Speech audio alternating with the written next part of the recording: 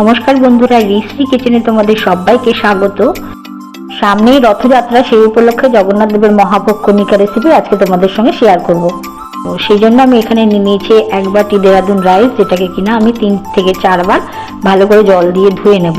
এখানে 200 গ্রাম রাইস আছে, তো এটাকে ভালো করে ধুয়ে নিয়ে 3-4 বার তারপরে ভালো জল দিয়ে আধ ঘন্টার জন্য ভিজিয়ে রাখবো। বাটিটাকে ঢাকনা দিয়ে ঢেকে রাখছি। এবার কড়াইয়ের মধ্যে আমি 2 চামচ ঘি দিয়ে দিচ্ছি। ঘিটা গরম হয়ে গেছে, এর মধ্যে আমি দিয়ে দেবো 2টো তেজপাতা। তেজপাতাটা ভালো করে নেড়ে নিয়ে এবার কিছু শুকনো গরম মশলা, যেমন লং, বড় এলাচি, ছোট এলাচি, দারচিনি, গোলমরিচ আর জয়িত্রী, এই সবগুলো একসঙ্গে দিয়ে ভালো করে এটাকে একটু ভেজে নিতে হবে। 1 মিনিটের মধ্যে এটা ভাজা হয়ে যাবে। দেখো এটা ভাজা হয়ে গেছে। এবার আমি 2 চামচ কিশমিশ আর 2 চামচ কাজু বাদামও এর সঙ্গে হালকা করে ভেজে নেব। তো এটাকেও একটু কিছুক্ষণ ভেজে নিচ্ছি। ভাজা আমার হয়ে গেছে। এবার আমি মিশিয়ে দেবো এর মধ্যে ভিজিয়ে রাখা চাল, যেটা আমি নাকি ছেঁকে রেখেছিলাম ছাঁকনি দিয়ে, তো সেটাকে আমি এখানে ঢেলে দিচ্ছি। চালটাকে 2-3 মিনিট একটু ভালো করে ভেজে নেব।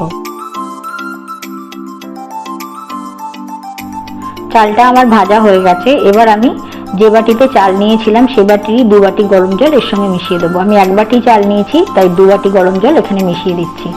এই সব কিছুকে আবার ভালো করে মিশিয়ে নিচ্ছি। এবার এর মধ্যে দিয়ে দেবো আমি একটুখানি লবণ।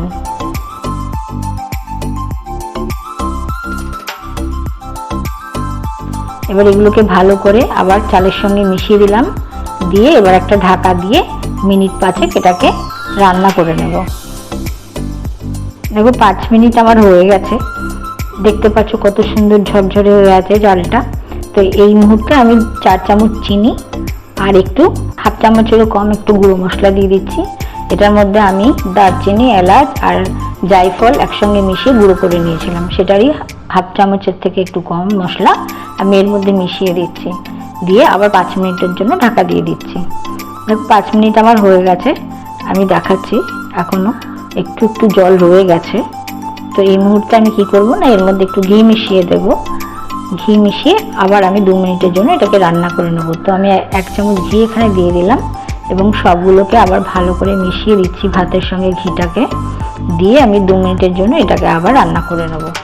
তো দেখো 2 মিনিটের জন্য আমি একটা ঢাকা দিয়ে দিচ্ছি। দিয়ে এটাকে 2 মিনিট বাদে আমি উঠিয়ে দেখাচ্ছি। দেখো আমাদের শ্রী শ্রী জগন্নাথ দেবের মহাভোগ কণিকা তৈরি হয়ে গেছে। এবার এই মুহূর্তে আমি গ্যাসটা বন্ধ করে দিয়ে 10 মিনিটের জন্য এমনি ঢাকা দিয়ে রাখবো। দেখো 10 মিনিট হয়ে গেছে। এবার আমি এটাকে ভালো করে একটু নেড়ে চেড়ে নিচ্ছি। ঝরঝরে কত সুন্দর দেখো প্রসাদটা তৈরি হয়ে গেছে। এবার এটাকে আমি ভোগ মালসার মধ্যে বেড়ে দিচ্ছি। আশা করছি বন্ধুরা ভিডিওটা ভালো লেগেছে। ভিডিওটা ভালো লাগলে অবশ্যই লাইক করো আর আমার চ্যানেলটাকে সাবস্ক্রাইব করার অনুরোধ রইল। তাহলে দেখা হচ্ছে আবার নেক্সট ভিডিওতে। নমস্কার।